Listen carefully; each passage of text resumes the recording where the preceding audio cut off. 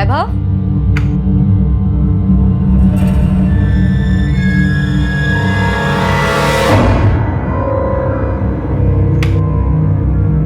वैभव,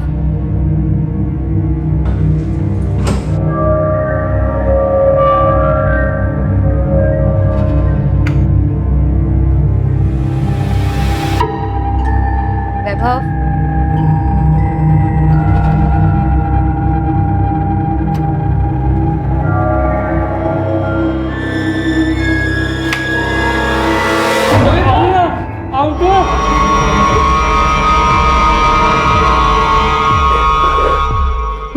वैभव, वैभव कहाँ है?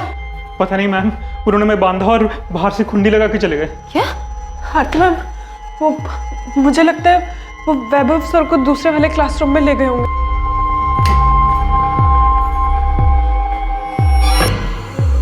जोगिंदर, गीता, क्या क्या हुआ है यहाँ? ये सब किसने किया? मैम वो 3 लोग थे, तीनों के पास गन्स थे। हम सेंटर से निकल ही रहे थे कि अचानक वो लोग जबरदस्ती हम तीनों को अंदर ले आए। उनमें से 2 लोगों ने मुझे और गीता को क्लासरूम 1 में बांधा और वो तीसरा आदमी वैभव सर को अपने साथ ले गए। ये लोग वैभव को कहाँ ले गए होंगे? मैम हमें नहीं पता वो वैभव सर को कहाँ ले गए या उनके साथ क्या किया। हमें दूसरे कमरे में बंद करके बाहर से कड़ी लगाकर चले गए। वो 3 थे, उनमें से 2 हमें क्लासरूम में लेकर गए और बांध दिया। उसके बाद वो तीसरा आदमी भी वहाँ। तुम्हें उन तीनों की शक्लें याद हैं? शक्ल दिखी ही नहीं, उन तीनों का चेहरा कपड़ों से ढका हुआ था। वैभव कहाँ है? कहाँ ले गए वो लोगों ने? आरती मैम, हमें नहीं पता वैभव सर कहाँ है। गीता, तुम्हारे साथ कोई सेक्सुअल असॉल्ट, कोई जोर जबरदस्ती की उन्होंने? होगा, पर ऐसा कुछ नहीं हुआ। हमारे लास्ट बैच की क्लास 7:30 बजे खत्म हुई थी। वैभव सर और मैं बैच और क्लासेस को लेकर कुछ नए एडिशनल मटेरियल के बारे में बात कर रहे थे। सर मैंने भी अपनी लास्ट क्लास खत्म की और फिर हम तीनों घर जाने के लिए निकले। गीता, जोगिंदर, आप दोनों यहाँ पे पढ़ाते हैं? Yes sir. फिर क्या हुआ?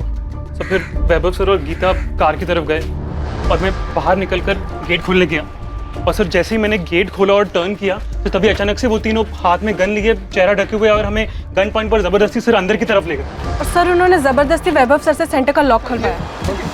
सर वो लोग हमें यहाँ से क्लासरूम की तरफ लेकर गए थे। उन तीनों में से एक आदमी जो बाकी दोनों को ऑर्डर दे रहा था, उसने उन दोनों को हमें इस कमरे में बंद करने को कहा। मुझे वैभव की चिंता हो रही है। पता नहीं ये लोग कौन है, क्या चाहते हैं। ये तो आप ही लोगों को बताना होगा कि वो लोग कौन हो सकते हैं। सर डायरेक्टर केबिन बैग मिला, इसमें 3 मोबाइल। मैम ये फोन तो मेरा है। और मैम ये फ़ोन मेरा है। ये फोन तो वैभव का है। आरती जी, आपके कोचिंग सेंटर में कहीं सीसीटीवी लगा? नहीं सर।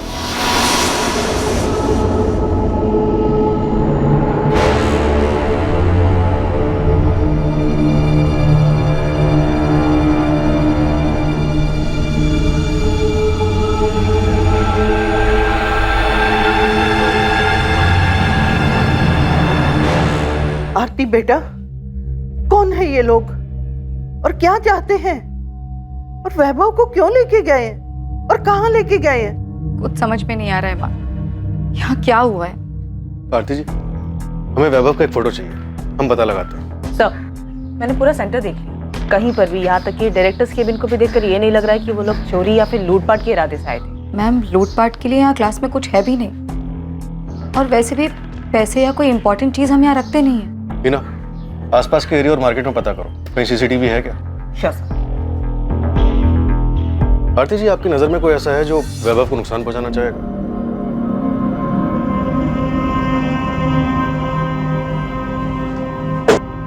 आरती जी, हमने जोगिंदर और गीता से 3 बार पूछताछ की। उनके बयान से यही सामने आया है कि वो तीनों नकाबपोश आपके पति वैभव जोशी के लिए आए थे। लेकिन क्यों? वो लोग मेरे पति वैभव को ही क्यों ले गए? सर वैभव की किसी से क्या दुश्मनी हो सकती है? 5 साल से कोचिंग क्लासेस चला रहा है, पढ़ाने का काम करता है, बिल्कुल सीधी सादी जिंदगी है उसकी। पर मोहन जी, आपके जीजा वैभव जोशी की सीधी सादी जिंदगी में कुछ तो टेढ़ा हुआ होगा। जो 11 अगस्त की रात को 3 बंदूकधारी बंदूक की नोक पर उन्हें उठाकर ले गए, उनका मोबाइल पीछे छोड़ गए, इतनी प्लानिंग के पीछे कोई तो वजह होगी। सर मुझे तो कुछ नहीं पता। आरती, उन्होंने तुम्हें कुछ बताया था? नहीं भैया, मुझे उन्होंने कुछ नहीं बताया था ऐसा। और इनफैक्ट आप माँ जी से भी पूछ सकते हैं, उन्हें भी कुछ नहीं पता। पर आरती जी, कुछ तो है, क्योंकि जो 3 लोग आए थे वो ऐसे नहीं आए थे, वो पूरी प्लानिंग के साथ आए थे। प्लीज आप लोग मेरे पति को ढूंढिए। मीनाक्षी जी, आपका और आरती जी का फोन सर्वेलेंस पे डाल दिया। लैंडलाइन फोन भी टैप किया जा रहा है। फिर आरती का कॉल आते ही हम उन लोगों तक पहुंचेंगे और वैभव को सही सलामत वापस लेकर आने की पूरी कोशिश करेंगे। पर वैभव को कौन किडनैप करेगा और क्यों? वैभव को कभी किसी से कोई धमकी मिली, कोई दुश्मनी या फिर कोई झगड़ा? नहीं, वैभव ने ऐसा मुझे कुछ नहीं बताया। पार्वती जी, किशोर जी, आप तो उसकी बहन और जीजा हैं, क्या वैभव ने कभी कुछ शेयर नहीं किया? हमें इस बारे में कुछ भी नहीं पता और भैया ने हमें कभी बताया भी नहीं इस बारे में कुछ। हो सकता है आरती भाभी को कुछ बताया हो। इस बारे में वो भी कुछ नहीं जानता। सर मैंने कोचिंग क्लास के आसपास का एरिया पूरा मार्केट छान मारा, यहाँ कहीं भी सीसीटीवी नहीं मिला और यहाँ कोई एटीएम भी नहीं है कि उसके सीसीटीवी से हमें कुछ मिल जाता। पहली बार आरती 10:45 पौने 11 बजे सेंटर पर आई, फिर चाबी लेकर 11 बजे दोबारा आई, तो मतलब वो 11 बजे से पहले ही वैभव को ले गए होंगे। आसपास के लोगों से, दुकानदार से पता किया? सर मैंने मार्केट के लगभग सभी दुकान वालों को वैभव की फोटो दिखाई, सबका यही कहना है कि किसी ने कोई खास ध्यान नहीं दिया। 9-10 बजे तक लगभग सभी दुकानें बंद भी हो जाती हैं। उसके बाद वो लोग वैभव को कहीं लेके गए होंगे तो ज्यादा लोग रास्ते पर रहे नहीं होंगे। ठीक है, सेंटर के लोगों से बात करनी पड़ेगी। इस कोचिंग सेंटर में कुछ तो अजीब हुआ। 11 अगस्त की घटना निश्चित तौर पर एक ऐसे हैरतअंगेज जुर्म की तरफ इशारा कर रही थी जहां 3 हथियारबंद नकाबपोशों ने हमला तो किया, लेकिन जोगिंदर और गीता को बिना नुकसान पहुंचाए सिर्फ वैभव जोशी को साथ लेकर फरार हो गए। यह घटना क्या वाकई किडनैपिंग की थी या सिर्फ वैभव जोशी को चोट पहुंचाने की एक सोची समझी साजिश? अरविंद, 5 साल पहले जब ये कोचिंग सेंटर खुला था, आप तब से यहाँ पर काम कर रहे हैं? जी। तब तो आप सब कुछ जानते होंगे, सेंटर को, सेंटर के लोगों को। जी सर, मैं यहाँ पे सबसे पुराना हूँ। तब तो आप ये भी जानते होंगे कि जो कुछ भी हुआ वो अचानक नहीं हो सकता। मैं भी कुछ ऐसे ही सोच रहा था सर। ऐसा कुछ मतलब सर, मैं और जोगिंदर भी यही बात कर रहे थे कि उन लोगों ने वैभव सर को ही क्यों चुना? साथ में जोगिंदर और गीता भी तो थे। करेक्ट, पर हम वैभव की माँ मीनाक्षी जी और उनकी बीवी आरती दोनों के मोबाइल के साथ साथ लैंडलाइन भी टैप कर रहे हैं। अभी तक फिरौती का कोई कॉल नहीं आया कि ये किडनैपिंग पैसों के लिए तो नहीं हुई, माजरा कुछ और। आपको क्या लगता है? मुझे भी ऐसे लगा था सर जब मैंने जोगिंदर से बात की थी। अरविंद, एक सेकंड के लिए तो लगा कि वो लोग मुझे मार देंगे, और जिस तरह से वो गीता को देख रहे थे लगा कि बहुत गलत होने वाला है। वो 3 लोग आए और सिर्फ वैभव सर को ले गए। तुम दोनों को कुछ नहीं किया, ऐसे ही छोड़ दिया। तो आपको जोगिंदर को क्या लगता है, कौन कर सकता है? किसी पे शक? एक्चुअली वो गीता और वैभव सर का दोनों का अफेयर है? यस सर, मैंने खुद देखा।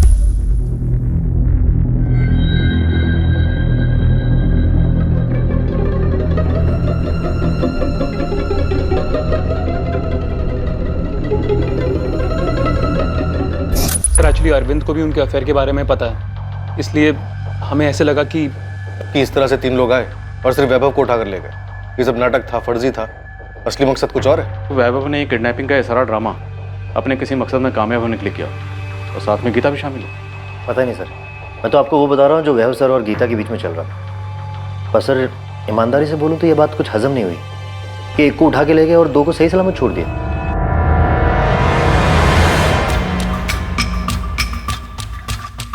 हम वैभव और गीता के कॉल रिकॉर्ड्स देख रहे हैं कि क्या उन्होंने किसी हिस्ट्री शीटर को हायर किया था ऐसा कुछ करने के लिए। बाकी तो अपने लेवल पे पता कर। ठीक है साहब, मैं अपना नेटवर्क काम पे लगा देता हूँ। बाकी अगर ये अंदर की मिली भगत है तो मुझे लगता नहीं कि किसी हिस्ट्री शीटर को ये काम दिया होगा, बल्कि 99.9% बोल सकता हूँ कि गन भी नकली होंगी। अपनी थ्योरी लगाना बंद कर उस्मान, और जो बोला है वो पता कर कि क्या ऐसा कुछ कोई ड्रामा था और इस ड्रामे को खेलने के लिए क्या किसी हिस्ट्री शीटर को हायर किया गया था।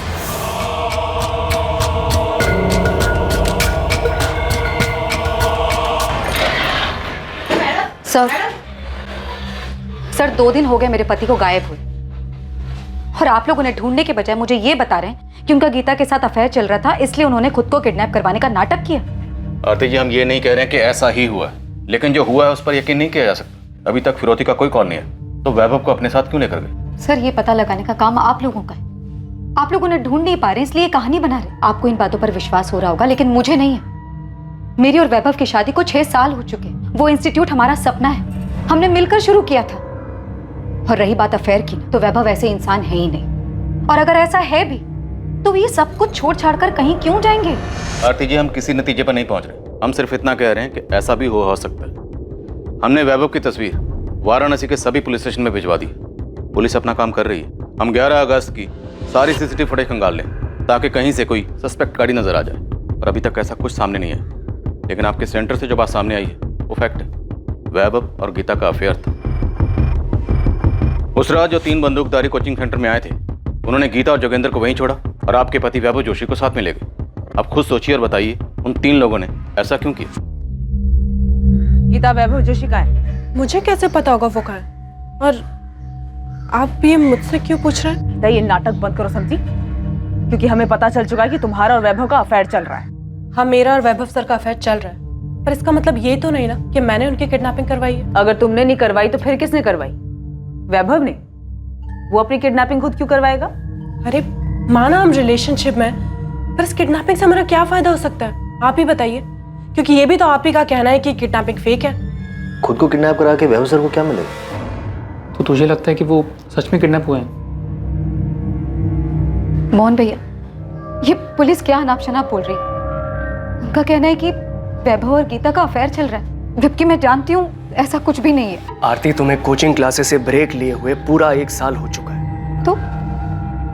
तो क्या हुआ? वैभव मेरा बेटा है, मैं उसे अच्छी तरह जानती हूँ। माँ जी, आरती, हम सब जानते हैं कि वैभव कैसे है, मगर उस गीता ने पुलिस के सामने बयान दिया है कि उसका वैभव के साथ में अफेयर चल रहा है। ये गीता वीता जो कोई भी हो ना, झूठ भी तो बोल सकती है। मगर माँ जी, अगर किसी औरत का किसी शादीशुदा मर्द के साथ नाम जुड़ता है और वो बात सच भी हो तो भी औरत मानती नहीं है, झुटला देती है। लेकिन यहाँ तो उल्टा ही हो गया है। गीता सीना ठोक कर कह रही है कि उसका और वैभव भाई साहब का अफेयर है। ठीक है, उसने मान लिया, मैंने भी मान लिया कि गीता और वैभव का अफेयर चल रहा है। लेकिन इससे ये कैसे साबित होता है कि मुझे छोड़कर गीता के साथ जाने के लिए उन्होंने खुद को किडनैप करवा लिया? क्यों? अब भी आप यही कहेंगे कि आपको नहीं पता वैभव कहाँ है? हाँ हाँ हाँ, और कैसे कहूँ, कितनी बार कहूँ आपसे? मैं सिर्फ कह नहीं रही हूँ, मुझे सच में नहीं पता वैभव सर कहाँ है। ठीक है, अभी आप जा सकती हैं, लेकिन सिर्फ यहाँ से, वाराणसी से बाहर नहीं, क्योंकि अब तो आपको पता है ना कि हमें पता है कि आपके और वैभव के बीच में क्या चल रहा है। सर 4 दिन हो गए गीता और वैभव के कॉल रिकॉर्ड छानते हुए, लेकिन ऐसा कुछ नहीं मिला जिससे लगे कि ये दोनों ऐसी कोई प्लानिंग कर रहे थे। देखा जाए तो आरती का पॉइंट तो सही है। इस तरह खुद को किडनैप करवा के वैभव को क्या हासिल होगा? उसके बैंक अकाउंट तक आरती के साथ ज्वाइंट में है। 1 पैसा इधर से इधर नहीं हुआ। बात तो सही है सर, वैभव ऐसा क्यों करेगा? कोचिंग क्लासेस खोलना उसका सपना था। एग्जैक्टली, वही तो पॉइंट। हेलो, आपको अंदाजा है हमारे देश में कितने लोग बेरोजगार हैं? कौन बोल रहा? देश में फैली बेरोजगारी का अंदाजा है कुछ? पहले तुम बताओ, तुम बोल कौन रहे हो? मैं वो हूँ जिसका कोई चेहरा नहीं है, उन लाखों करोड़ों में से एक बेरोजगार जो एक नौकरी पाने के लिए दर दर ठोकरें खा रहा है। तुम ये बताओ कि मुझसे क्या चाहते हो? 1 साल की कोचिंग की फीस 60,000 रुपये, 40,000 रुपये ऊपर से नौकरी दिलवाने की गारंटी के। कितने हुए? पूरे 1 लाख रुपए। मैं अकेला नहीं हूँ जिसने 1 लाख रुपए भरे। 1 लाख भरने के बाद भी नौकरी नहीं है। क्या इस सब का वैभव जोशी के एबी कोचिंग सेंटर से कुछ लेना देना है? जब कोई बिना रोजगार भूखा मरता है ना, पूरे 1 लाख रुपए भर के, तब उसकी परेशानी किसी को नहीं दिखती, उसकी समस्या, उसकी मेहनत। पर अब मैं निश्चिंत हूँ, क्योंकि अब आपके पास भी एक परेशानी है, ये जानने की कि जिसने मुझे परेशान किया उसके साथ क्या हुआ, क्यों हुआ। हेलो हेलो, दिलीप, पता करो ये फोन कहाँ से है। पता करता हूँ सर।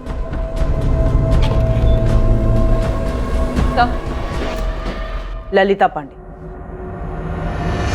अब कौन सी नई गुत्थी लाई? सर, गीता से पहले एक और लेडी टीचर थी कोचिंग क्लास में, 2 साल पहले एवी स्टडी सेंटर में पढ़ाती थी। पक्का ललिता, ये महीना जाने दो, अगले महीने तुम्हारी सैलरी बढ़ाने के बारे में पक्का बात करें और देखते हैं कितनी बढ़ा सकते। Thank you Vaibhav sir. मेरी कुछ समझ में नहीं आ रहा तुम क्या बोल रही हो। मैं बस ये जानना चाहती हूँ कि तुम्हारे और ललिता के बीच क्या चल रहा है। क्या चल रहा है?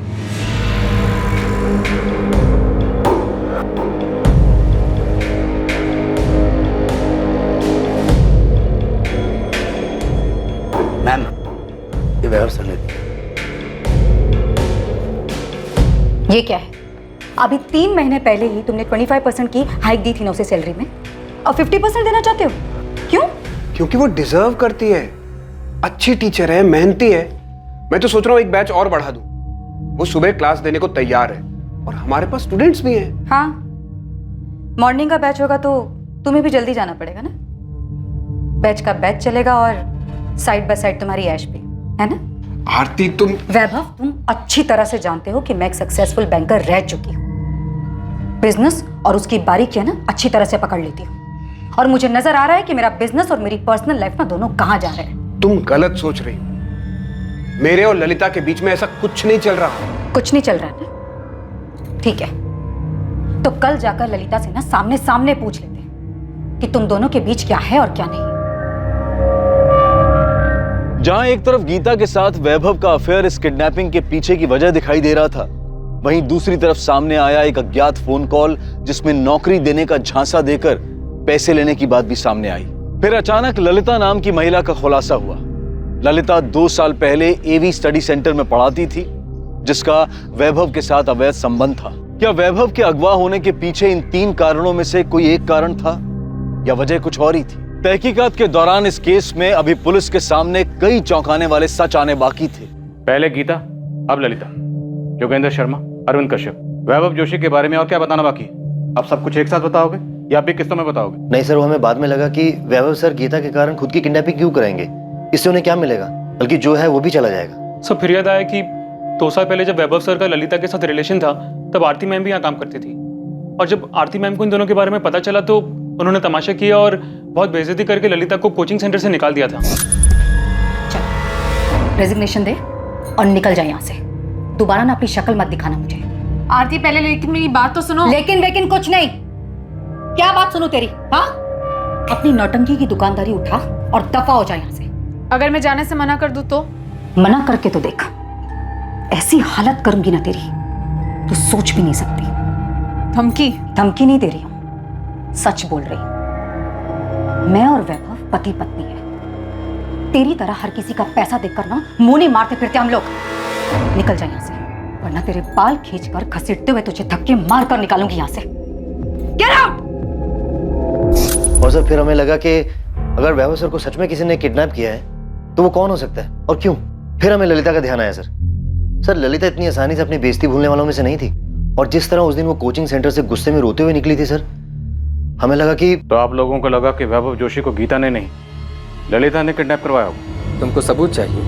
सबूत नहीं, बस कंफर्म कर रही हूँ कि काम हुआ या नहीं। तुमने उसे ठिकाने लगा दिया? हाँ, लगा दिया। पक्का? तुमने ये काम किसी और पे तो नहीं छोड़ा? नहीं, मैंने खुद किया है। तुमको हम पे भरोसा नहीं है क्या? यकीन करो, हमने काम पूरा कर दिया। तुमको डरने की जरूरत नहीं, सब ठीक से हुआ है।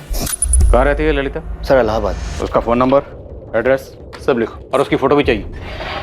सब, एक बुरी खबर है। इलाहाबाद के Azad Nagar police station area में एक डेड बॉडी मिली, और वो डेड बॉडी वैभव जोशी की है? जी सर। मतलब ये झूठा किडनैपिंग का नाटक नहीं था? जोगिंदर और गीता की तरह इसके भी हाथ और मुंह बांधा गया था? Yes sir. सब, आजाद नगर पुलिस स्टेशन हमें बॉडी हैंडओवर कर रही है। 14 वार किए गए, इतनी बेरहमी से। इस बेरहमी की कोई तो वजह होगी। अगर उन्होंने उसे मारना ही था तो कोचिंग सेंटर में क्यों नहीं? 3 घंटे का रास्ता तय करके इस तरह इलाहाबाद क्यों लेकर गए? हत्यारे वैभव को अगवा कर कत्ल करने के मकसद से ही आए थे, लेकिन इस जुर्म को अंजाम देने वाले अपराधी से पुलिस की इन्वेस्टिगेटिंग टीम न सिर्फ अनजान थी बल्कि कोसों दूर थी। वैभव जोशी की जिंदगी से जुड़े कई और पक्ष अब पुलिस के सामने आने वाले थे।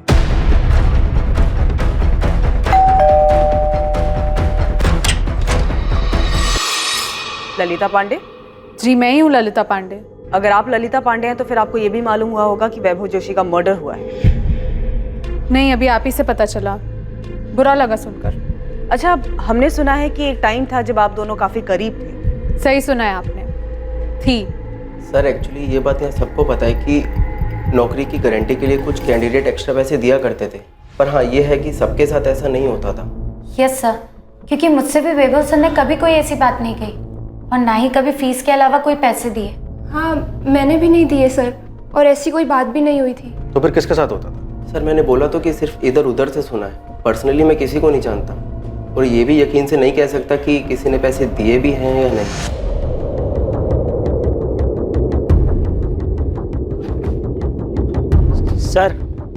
सर मुझे कुछ बताना था आपको। वो तो मैं तुम्हारी शक्ल देखते समझ गया। बोलो। सर मैंने भी जॉब गारंटी के लिए वैभव सर को पैसे दिए थे। देखो योगेश, ये लीगल तो है नहीं कि लिख के दे दूं कि नौकरी मिल जाएगी। हाँ, जबान दे सकता हूं कि नौकरी मिल जाएगी। अब भरोसा कर सकते हो तो ठीक है, नहीं तो कोई बात नहीं। सर भरोसा है सर मैं पैसे भी दे दूंगा, पर नौकरी तो मिल जाएगी ना सर मुझे नौकरी की बहुत ज़रूरत है। अरे नौकरी की जरूरत किसको नहीं है, मैं तो सिर्फ 50,000 बोल रहा हूँ, लोग लाखों लिए घूम रहे हैं। अब मेरी बात ध्यान से सुनो, फीस के अलावा 50,000 देने होंगे, वो भी कैश में। और ये बात जाके बाहर किसी को बताना मत। सर मैंने उन्हें पैसे दिए थे सर, अब मेरे पैसे, मेरी नौकरी का क्या होगा सर? निखिल बता रहा था कि वैभव जोशी ने और भी स्टूडेंट से पैसे लिए थे, बता सकते हो किस किस से लिए थे? सर पैसे तो बहुत लोगों ने दिए होंगे, किस किस ने दिए ये नहीं मालूम सर, पर जिस दिन वैभव सर किडनैप हुए थे उस दिन मुझे एक पुराने स्टूडेंट मिला था मुझे इस कोचिंग सेंटर में।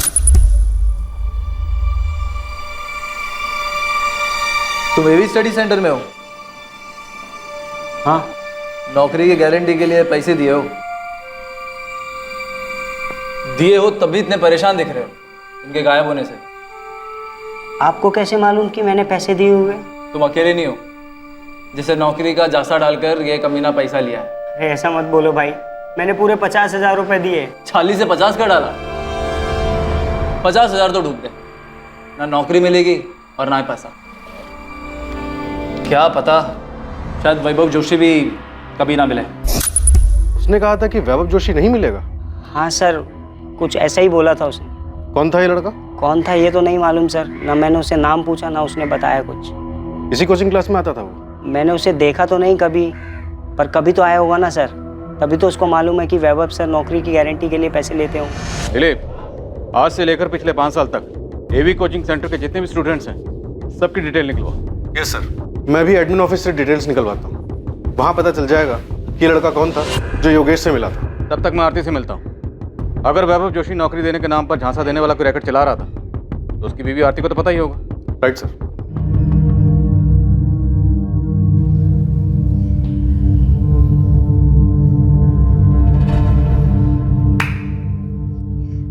सही काटा फेंका ना, अब वो अपने आप रास्ता ढूंढते रहेंगे। अबे एक्टिंग क्या कर रही तूने यार, जबरदस्त एकदम। हाँ।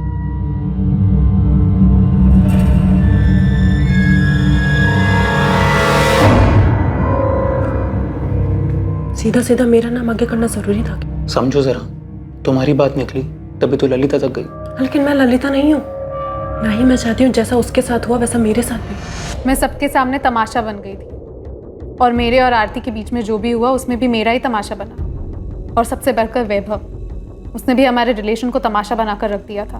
वैभव ने आपके प्यार का तमाशा बनाया तो आपने बदला ले लिया, जान से मार दिया। बदला? 2 साल बाद बदला लेकर मुझे क्या मिलेगा? मैंने जो खोया है वो वापस कभी नहीं आ सकता। प्यार करती थी मैं वैभव से, शादी करना चाहती थी उससे। अगर तुम आरती को छोड़ दोगे तो उसकी सारी बदतमीजियों का जवाब मिल जाएगा उसे। निकाल बाहर करो आरती को प्लीज। वैभव हम साथ में मिलकर अपनी एक नई कोचिंग क्लासेस शुरू कर सकते हैं। डिवोर्स दे दो आरती को। ये जगह मेरे अकेले की नहीं है, उसका भी हिस्सा है इसमें, और सिर्फ उसका ही नहीं उसके भाई का भी हिस्सा है। उसे डिवोर्स दे दूंगा तो मैं बर्बाद हो जाऊंगा।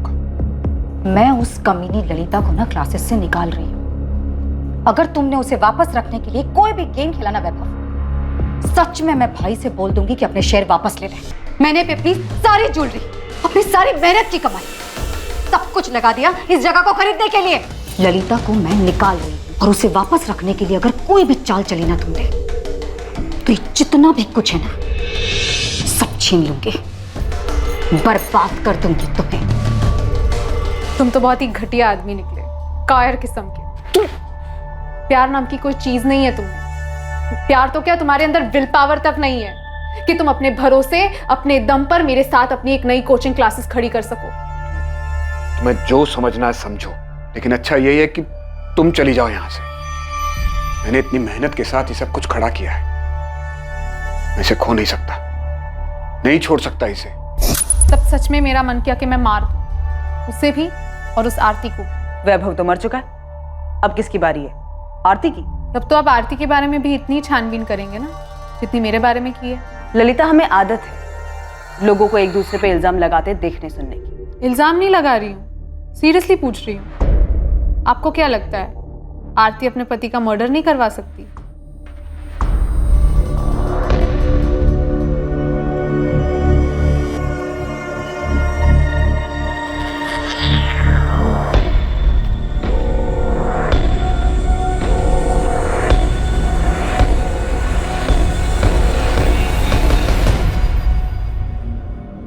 योगेश तुम्हें वाकई में कोई मिला था या फिर तुम झूठ बोल रहे हो? सर मतलब सर हमने जोगिंदर शर्मा और अरविंद कश्यप दोनों से बात की और दोनों टीचर्स का यह कहना है कि वैभव अलग से बुलाकर स्टूडेंट से जॉब के नाम पे पैसे नहीं ले सकता। सर अगर आपको ऐसा लगता है तो आपको हमारे पास आकर पूछना ही नहीं चाहिए था सर कि सर नौकरी के बदले पैसे लेते थे या नहीं। आप सीधा जोगिंदर सर या अरविंद सर से ही पूछ लेते। साहब हिस्ट्री शीटर मार्केट तो पूरा छान मारा हमने, पर अभी तक कहीं से भू नहीं है कि वैभव जोशी को किडनैप करने और मारने के लिए किसको हायर किया गया था। आपको किसी कॉल रिकॉर्ड से कुछ नहीं मिला क्या? हम अभी तक वैभव जोशी के एक्स्ट्रा मैरिटल अफेयर और एक टिप कि वो नौकरी के नाम पर पैसे खाता था, बस इसी में झूल रहे। सर आप वैभव की पत्नी आरती को खंगालिए। मैं भी थोड़ा डीप में जाता हूँ। पता नहीं क्यों मुझे ऐसा लगता है कि ये मैटर आरती से कनेक्टेड है। सर ललिता भी यही तुक्का लगा रही थी। किसी के कॉल रिकॉर्ड से कुछ नहीं मिला, एक भी नंबर ऐसा नहीं मिला जिससे लगे गड़बड़ हुई। नहीं सर, लेकिन वैभव के कॉल रिकॉर्ड से इतना पता चला है कि वो अपनी कोचिंग सेंटर की कई लड़कियों के साथ टच में था और जब मैंने उन सभी लड़कियों से बात की तो सबका यही कहना है कि वो सब क्लासेस और पेपर्स के बारे में बातचीत करती थी। शादीशुदा होकर 2 साल पहले तक ललिता से अफेयर था। ललिता के जाने के बाद 6 महीने पहले ये गीता आई, फिर इसके साथ शुरू हो गए एक और अफेयर। सर ये गीता ये यहाँ सिर्फ टीचर बनकर नहीं आई, ये इससे पहले सेंटर में स्टूडेंट भी रह चुकी है। सर जिस नाराज बेरोजगार का आपको कॉल आया था, मैं वो हूँ जिसका कोई चेहरा नहीं है। उसका नाम एड्रेस सब फर्जी। उस सिम से सिर्फ एक ही फोन किया गया था जो आपको आया था, और सर वो योगेश पाल जिसने हमें लीड दी थी कि वो कोचिंग क्लास के किसी एक्स स्टूडेंट से मिला था जिसने बताया था कि वैभव नौकरी का लालच देकर पैसे लेता था। नजर रखो इस योगेश पाल पर। जिस बेरोजगार की बात कर रहा है हो सकता है ये खुद ही हो और झूठ बोलकर हमें गुमराह कर रहा है।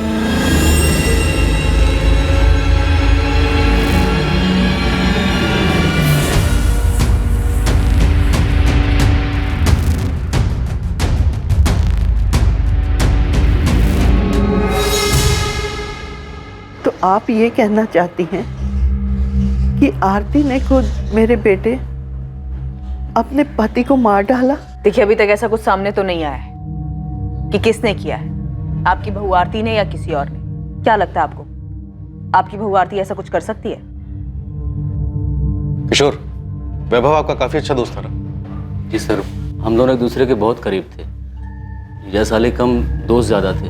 पार्वती जी आपको क्या लगता है कौन मार सकता है वैभव? क्योंकि हमें अभी तक कोई भी खास सुराग नहीं मिला कि आरती का हाथ हो सकता है वैभव को मरवाने में। हाँ सर, मुझे पता था वैभव स्टूडेंट्स को चीट कर रहे थे, जॉब का प्रॉमिस करके उनसे कैश लेते थे। ऐसे एक नाराज स्टूडेंट का फोन आया था मुझे। कोई भी नाराज होगा, और ये सब तब शुरू हुआ था जब मैंने अर्थराइटिस की वजह से क्लासेस से ब्रेक लिया था। और उस 1 साल में वैभव बहुत बदल गए थे। वो सिर्फ बेईमान ही नहीं हुए थे बल्कि काम को लेकर अपने सारे एथिक्स, रिस्पॉन्सिबिलिटीज सब भूल गए थे। हमारी शादी को 1 ही साल हुआ था, तो हमने सोचा कि मिलकर क्लासेस स्टार्ट करेंगे, उसे एक अच्छा इंस्टीट्यूट बनाएंगे। उसके लिए हमने मेहनत की सारी कमाई, सारी सेविंग सब लगा दी, लेकिन वैभव ने सब बर्बाद कर दिया। वैभव का मर्डर आपने किया? क्या? ये आप क्या कह रहे? मैं उनका मर्डर क्यों करूंगी? मैं जानती हूँ कि वो बेईमान हो गए थे, गलत चीजों में पड़ गए थे, अफेयर शुरू हो गए थे उनके, वो स्टूडेंट्स को चीट कर रहे थे, लेकिन फिर भी उनका मर्डर करके मुझे क्या मिलेगा? ये आपके कॉल रिकॉर्ड्स हैं। इन कॉल रिकॉर्ड्स के मुताबिक आपके और आपके भाई मोहन के बीच में अचानक से बहुत ज्यादा बातें होने लगी जो कि पहले नहीं होती थी। सर मेरे भैया कोचिंग क्लासेस में शेयर होल्डर हैं और क्लास शुरू करने के लिए ना अच्छे खासे पैसों की जरूरत होती है, तो बस उन्होंने शुरू में एज साइलेंट पार्टनर हमारे साथ इन्वेस्ट किया। आरती जी, या तो आप मेरा सवाल समझी नहीं या फिर शायद समझना चाहती नहीं। मेरा सवाल यह है कि आप दोनों भाई बहन के बीच में अचानक से इतनी ज्यादा बातें क्यों होने लगी? सर मोहन मेरे भाई है, मैं उनसे कभी भी बात कर सकती हूँ, और अर्थराइटिस की वजह से जो मैंने ब्रेक लिया था क्लास से, तो एडमिनिस्ट्रेटिव मैटर्स में मुझे उनकी हेल्प लगती थी। अच्छा ये बताइए कि अगर वैभव नहीं रहते तो कोचिंग सेंटर पर पूरा मालिकाना हक आपका और आपके भाई, आप दोनों का ही होगा ना?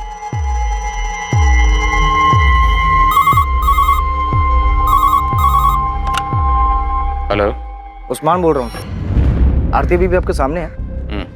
उस पे एक प्रेम मिश्रा नाम का एक बाउंसर फेंको ना। पहले कुछ बैकग्राउंड बोल। ये प्रेम मिश्रा 1 साल पहले तक इनके एडमिन सपोर्ट स्टाफ में काम करता था। वैभव ने इसको नौकरी से निकाल दिया। ठीक है, आप प्रेम मिश्रा को तो जानते ही होंगे? हाँ जानती हूँ। तो इस प्रेम मिश्रा को 1 साल पहले वैभव ने नौकरी से निकाल दिया था, है ना? हाँ। क्यों? पता नहीं, वैभव ने बताया था कि प्रेम ने कुछ फ्रॉड किया था। नोटिस पीरियड की जरूरत नहीं है। अपना रेजिग्नेशन लेटर दो, कल यहाँ मत आना। वैभव ने मुझे नहीं बताया था कि प्रेम ने एग्जैक्टली किया क्या था, लेकिन उसे नौकरी से निकालने का फैसला वैभव का ही था। प्रेम मिश्रा तो आपके कोचिंग सेंटर में सपोर्ट स्टाफ था ना? जी। तब भी वैभव ने आपको वजह बतानी जरूरी नहीं समझी? आफ्टर ऑल आप भी तो कोचिंग सेंटर में एडमिन इंचार्ज थी। वैभव ने प्रेम को कई बार जाली साइन करते हुए और चेक से पैसे निकालते हुए पकड़ा था। अब ये तो प्रेम मिश्रा ही बताएगा कि उसने क्या घपला किया था। ये सारे सवाल आप मुझसे क्यों पूछ रहे हैं? बेफिक्र रहिए, ये सारे सवाल हम प्रेम मिश्रा से भी पूछेंगे उससे कि उसने क्या घपला किया था।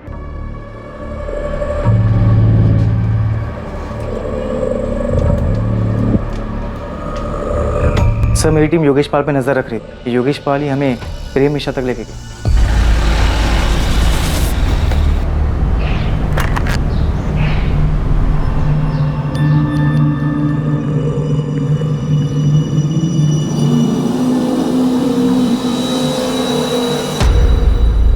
साहब उसी दिन मुझे योगेश पे शक हुआ।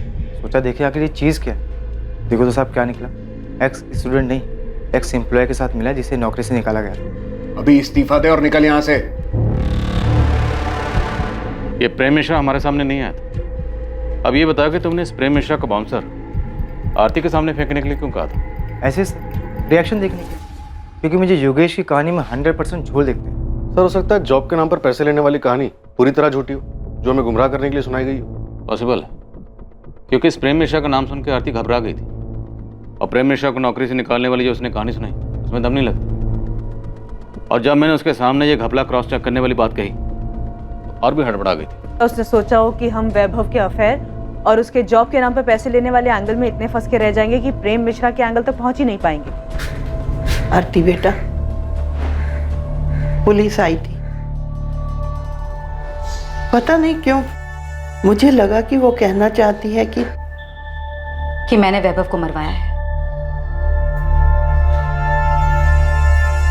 माँ, मैं मानती हूँ कि मेरे और वैभव के बीच सब कुछ ठीक नहीं था, लेकिन मेरे अंदर इतनी घिनौनी सोच ने कभी जन्म नहीं दिया कि मैं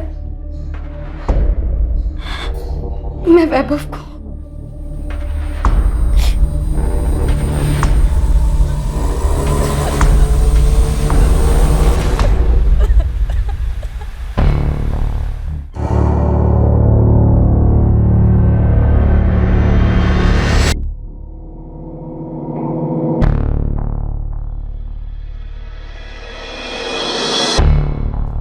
मैडम ने आप लोग को बुलाया है।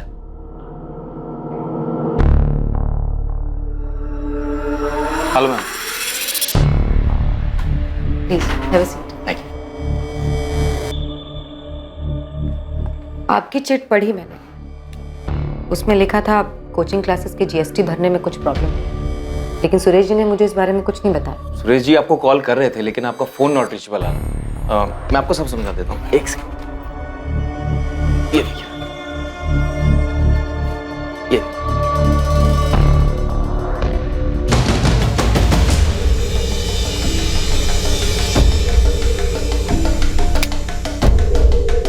कहाँ?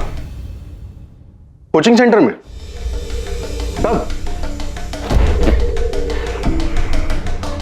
सर आपको वैभव जोशी याद है?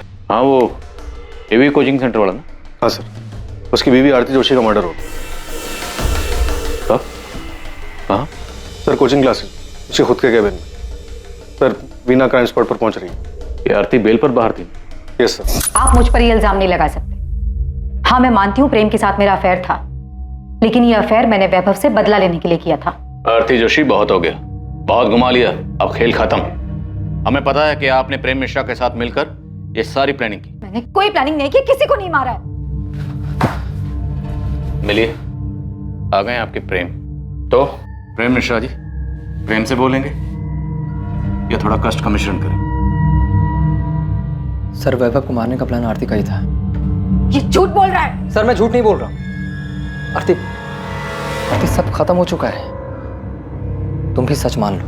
नहीं, ये सच नहीं है, ये झूठ बोल रहा है। इसने मारा है वैभव को और अब इल्जाम मुझ पर लगा रहा है। मेरा इसमें कोई हाथ नहीं है। आरती जोशी, इस तरह चीखने चिल्लाने से आप गुनहगार से बेगुनाह नहीं बन जाएंगे। और आरती, वैभव के मर्डर में तुम्हारा मोटिव और हाथ दोनों क्लियर है। क्या सच में आरती वैभव के मर्डर की मास्टरमाइंड थी? हम गलत तो नहीं थे?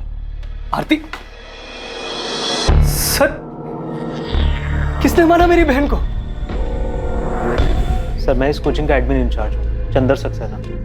सर 2 लोग आए थे, उन्होंने बोला कि वो सीए फर्म से आए हैं और उन्हें आरती मैडम से जीएसटी के बारे में कुछ बात करनी है। जीएसटी के बारे में बात करनी है, टैक्स फाइल करने में कुछ प्रॉब्लम आ रहा है। हाँ तो मुझे बता दीजिए, मैं यहाँ का एडमिन इंचार्ज हूँ। सुरेश जी की बात हो गई है मैडम से, आप बस उन्हें इन्फॉर्म कर दीजिए। ठीक है, आप बाहर रिसेप्शन पे वेट करिए, मैं उनको बताता हूँ जी। और सर फिर मैंने चिट लेकर राम सेवक को भेजा कि वो आरती मैडम को जाके इन्फॉर्म कर दे। फिर मैडम ने पर्ची पढ़ी और उन दोनों को अंदर भेजने के लिए कहा। और वो लोग मर्डर करके ऐसे निकल गए? किसी ने कोई आवाज़ नहीं सुनी? आरती के चीखने की भी कोई आवाज़ नहीं आई? नहीं सर। साहब मैंने उन दोनों को जाते हुए भी देखा और मुझे लगा मीटिंग खत्म हो गई होगी। मुझे लगा ही नहीं कि वो कातिल थे और आरती मैडम का खून कर चुके थे। वो तो जब मैं उनके केबिन में चाय देने गया तो देखा कि वो कुर्सी पर मरी पड़ी है।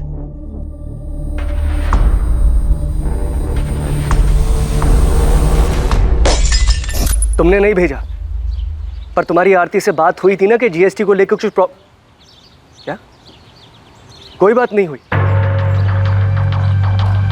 सर मैंने आपसे कहा था ना, मेरे सीए ने किसी को नहीं भेजा। मेरी भी अपनी सीए सुरेश पुजारी से बात हुई, ना तो उसने आरती से कोई बात की थी, ना उसने किसी को भेजा। तो कौन हो सकता है जो सीए के ऑफिस का बहाना करके आरती से मिलने आया और उसे मारकर चला गया? मुझे कैसे पता होगा सर? मेरी बहन को कोई मार के चला गया, मेरे लिए यही मानना मुश्किल हो रहा है अभी। तो आरती 6 महीने पहले ही सेंट्रल जेल से बेल पे बाहर हुई और अब इसका मर्डर हो गया। सर शायद वैभव जोशी मर्डर केस की फाइल हमें वापस खोलनी चाहिए। ये प्रेम मिश्रा अभी भी जेल में ही है ना? यस सर, उसने बेल के लिए अप्लाई किया था पर कोर्ट ने रिजेक्ट कर दिया। वो अभी भी सजा काट रहा है। अरे मिश्रा, वो तेरी जोड़ी था आरती जोशी, मर्डर हो गया उसका।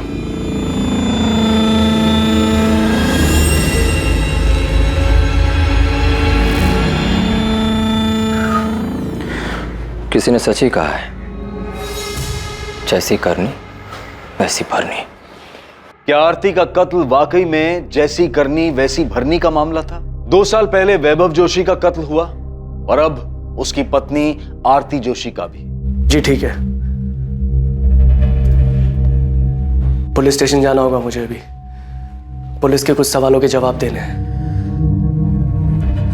आपको आरती को ऑफिस एडमिनिस्ट्रेशन के इश्यूज संभालने के लिए कहना ही नहीं चाहिए था। मैंने नहीं कहा था उसको, खुद गई थी वो। मुझे समझ में नहीं आ रहा है कि उसे उनसे मिलने की जरूरत क्या थी।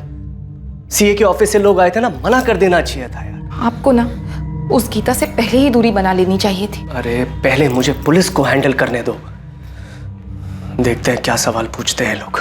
बिना मैं जब तक मोहन ठाकुर से बात करता हूँ तुम आरती जोशी के पिछले 6 महीने के रिकॉर्ड्स निकलवाओ, जब से वो बेल पर जेल से बाहर आई थी। तो हमें वैभव की फैमिली को भी चेक करना चाहिए। उसकी माँ, बहन, जीजा, हो सकता है उनमें से किसी का इस मर्डर में हाथ हो। ठीक है, पता करो। और उस प्रेम मिश्रा के बारे में भी पता करो। Okay sir. नमस्कार साहब। उस्मान, खबर तो मिल गई होगी तुझे? साहब मुझे नहीं, पूरे शहर में खबर फैल चुकी है। आपको कुछ पता चला कि कौन है वो लोग? नहीं, लेकिन कोचिंग क्लासेस के पियोन राम सेवक और एडमिन इंचार्ज चंद्र सक्सेना की मदद से हम उन दोनों का स्केच बनवा रहे हैं जिन्होंने आरती का मर्डर किया था। कहना मुश्किल है कि स्केच कितना सटीक बनता है, क्योंकि दोनों सीए फर्म के एम्प्लॉय बनकर आए थे, तो जाहिर है थोड़ा भेस बदल कर आए होंगे। पर खैर, इसके अलावा कोई दूसरा चारा भी नहीं है। कुछ भी करके इन्हें ढूंढ निकालना हो, अपने सारे सोर्सेज, अपने सारे नेटवर्क का इस्तेमाल कर। हमेशा कहा कि वैभव के मर्डर में हम आरती को लेकर गलत थे। एक बार इसका छाप मारना दो साहब, मैं फौरन अपना नेटवर्क काम पे लगा दूँ। आखिर ये दोनों बच के जाएंगे कहाँ? दिलीप, हमें आरती के खिलाफ ठोस सबूत जुटाने होंगे। हम प्रेम मिश्रा और उसके साथियों के बयान पर भरोसा नहीं कर सकते, क्योंकि आरती कोर्ट में यही कहेगी वो बेकसूर है। ऐसे में उसे सजा दिलवाना मुश्किल होगा। 2 साल पहले यानी कि 2017 में पुलिस को एक ब्रेक थ्रू मिला था जब उन्हें अपने खबरी से यह खबर मिली कि एवी स्टडी सेंटर का एक स्टूडेंट योगेश पाल प्रेम मिश्रा के संपर्क में है। वो प्रेम मिश्रा जो कभी स्टडी सेंटर में काम करता था, आरती जोशी का एडमिनिस्ट्रेटिव डिपार्टमेंट में सहायक था और आरती के साथ उसका अफेयर भी था। ये सारी जानकारी पुलिस के लिए वैभव मर्डर केस में बहुत महत्वपूर्ण साबित होने वाली थी। उस केस में, जिस केस में पुलिस के पास अब तक कोई क्लू नहीं था, कोई सही अंदाजा नहीं था कि वैभव जोशी का मर्डर किसने और क्यों किया। इस केस में पहली सफलता पुलिस को योगेश पाल से मिली जब उसे उठाया गया। बहुत घुमा लिया तूने हमें योगेश पाल, हमें पता है तू किसी एक्स स्टूडेंट से नहीं मिला था। सर मैं सच बोल रहा हूँ सर। अबे सच तो तू तब बोलेगा जब हमारा डंडा चलेगा। 50,000 डंडे गिन के मारना इसे। पहचानता है ना से? प्रेम मिश्रा। चल बोल, क्या सेटिंग थी तेरी इसके साथ? इतना तो हमें पता है कि नौकरी के नाम पर पैसे खाने वाली कोई बात नहीं थी। सर हमें पैसे मिले थे, 1 लाख मुझे और 1 लाख निखिल को।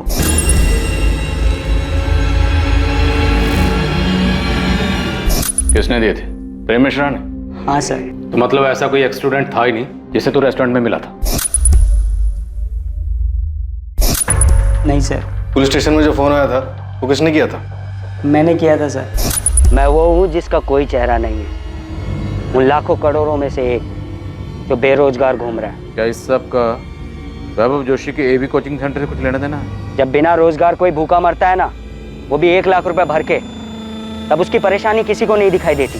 पर अब मैं निश्चिंत हूँ, क्योंकि अब आपके पास भी एक परेशानी है, ये जानने की कि जिसने मुझे परेशान किया उसके साथ क्या हुआ, क्यों हुआ। सर मैंने वैभव सर को नहीं मारा सर। मुझे और निखिल को 1-1 लाख रुपए मिले थे सर। उस दिन जब आप कोचिंग सेंटर आए थे ना सर, तो हमने पहले ही प्लान बना लिया था कि निखिल वो पैसे लेकर नौकरी देने वाली बात उठाएगा और मैं आपको वो पुराने स्टूडेंट की कहानी सुनाऊंगा। योगेश, तू पुलिस को फ़ोन करेगा। उसके बाद जब पुलिस पूछताछ के लिए स्टडी सेंटर आएगी तो निखिल तू पैसे लेकर के नौकरी देने वाली बात को हवा देगा। फिर तू पीछे से पुलिस के पास जाएगा और आग में घी डालेगा कि तुझे एक स्टूडेंट मिला था, और उन्हें हिंट देगा कि वैभव को शायद उसी ने मारा है। तुमने और निखिल ने प्रेम मिश्रा से पैसे लिए, उसका काम किया, और अब कह रहा है कि तुझे नहीं पता? सर मुझे सचमुच नहीं मालूम सर कि उस मिश्रा ने वैभव सर को मारा है या नहीं, पर सर इतना पता है कि उनका कुछ हाथ है इसमें। कुछ हाथ होना भी जुर्म होता है, और जितना तेरा और निखिल का है ना, वो भी जुर्म है। सर गलती हो गई सर मुझे पैसे की जरूरत थी सर, मुझे माफ कर दो सर, गलती हो गई सर।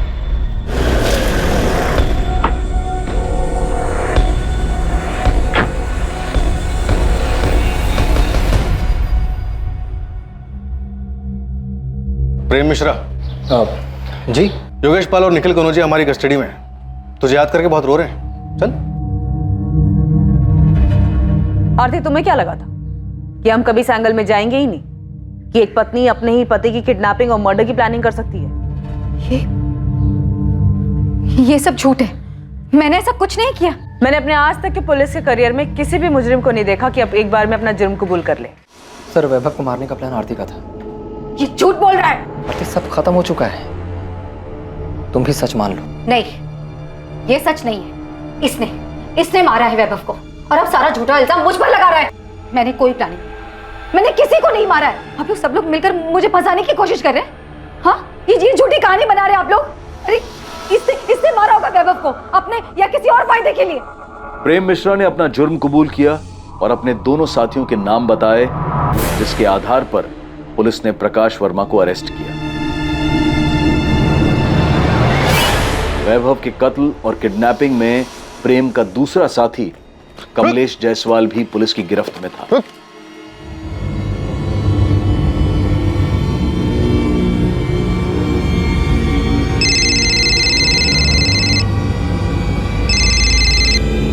हेलो। अभी तक पहुंचे क्यों नहीं? वैभव स्टडी सेंटर से निकलने वाला होगा। हाँ, बस पहुंच रहे हैं, पास में ही है। याद रखना, सिर्फ वैभव को उठाना है, उसे ही मारना है। हमको अच्छे से पता है क्या करना है, तुम टेंशन मत लो, सब ठीक से हो जाएगा। झूठ बोल रही है। हाँ, हमारा अफेयर चल रहा था, मैंने इसे उस रात कॉल भी किया था, लेकिन वो कॉल किसी किडनैपिंग या मर्डर प्लान के लिए नहीं था। सर, ये झूठ बोल रही है, ये सारा प्लान इसी का था। यही मेरे पीछे पड़ी थी कि वैभव को मार देते हैं। किडनैपिंग से लेके मर्डर का पूरा प्लान इसी ने बनाया था।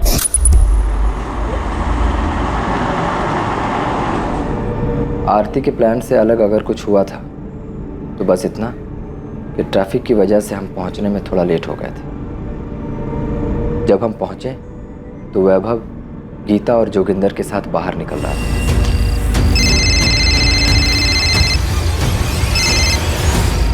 प्रेम, काम हो गया? हाँ, हो गया। हम वैभव को लेकर के जा रहे हैं, तुम अपना नाटक शुरू कर दो। जैसा बोला है ना वही करना, कोई गलती मत कर देना। अरे हाँ मेरी जान, तुम टेंशन मत लो, सब वैसे ही होगा। अरे आप इसकी बात सुनी क्यों रहे हैं? मैंने कोई प्लान नहीं किया, झूठ बोल रही है। सर, झूठ मैंने ये बोल रही है, और सर वैभव को मारने के बदले इसने मुझे 12 लाख रुपए देने का और मुझसे शादी करने का वादा भी किया था। पूछिए इससे। क्या बकवास कर रहे हो तुम? कौन आपके पति को मारकर उसका इल्जाम आप पर डालेगा? आरती जोशी, अब नाटक बहुत हो गया, बंद करो, अपना जुर्म कबूल करो। मैं कोई नाटक नहीं कर रही, मैंने कोई प्लान नहीं किया। नहीं मारा है मैंने वैभव को। प्रेम मिश्रा ने झूठ बोलकर मुझे फंसाने के पैसे लिए हैं।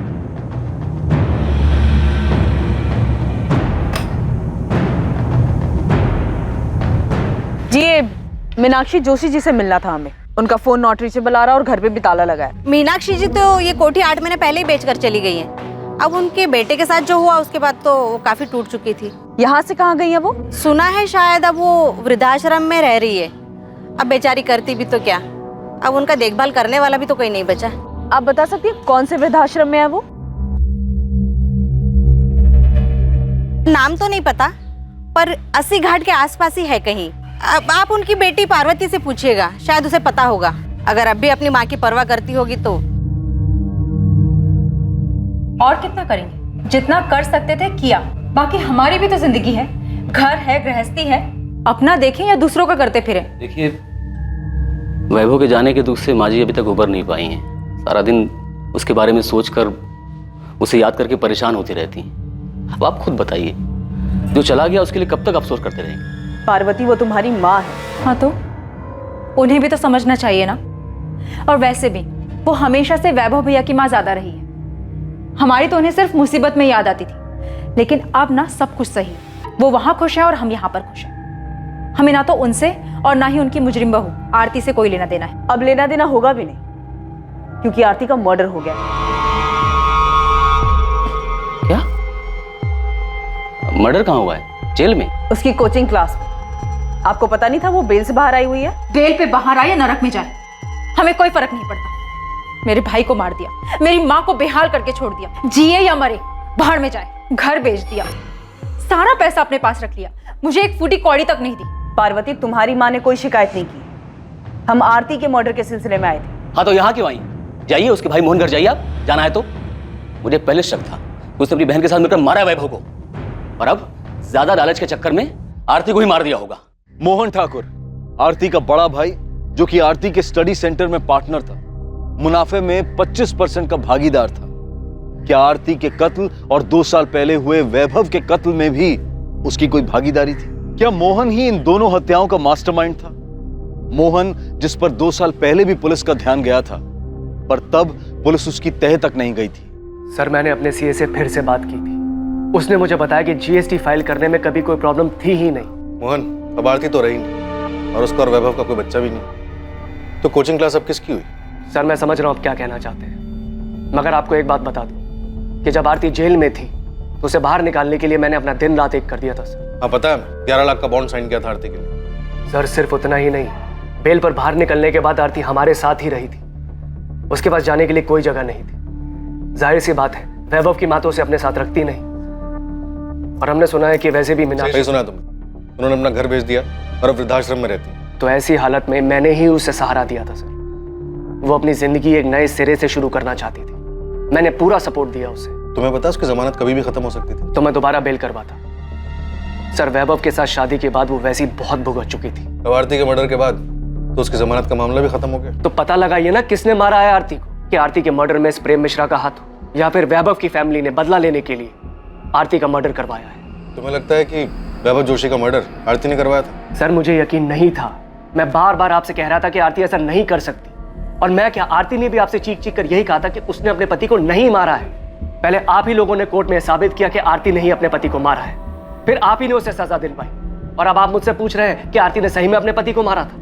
हम भी ये मानते हैं कि शायद उस केस में हमसे चूक हुई थी। कोई तो ऐसा एंगल था जिसकी तह तक हमें जाना चाहिए था। मोहन, मैंने कुछ लोगों को पड़ोसी से पूछताछ करते हुए देखा। सुषमा, आरती हमारे साथ में रहती, जाहिर सी बात है ये लोग पूछताछ करेंगे। मुझे बहुत डर लग रहा है। डर को अंदर रखो, चेहरे पे मत लेकर आना। वैसे ही इन लोगों को मुझ पे शक हो गया है। मैं नहीं चाहता कि तुम्हारी वजह से कोई मुसीबत खड़ी।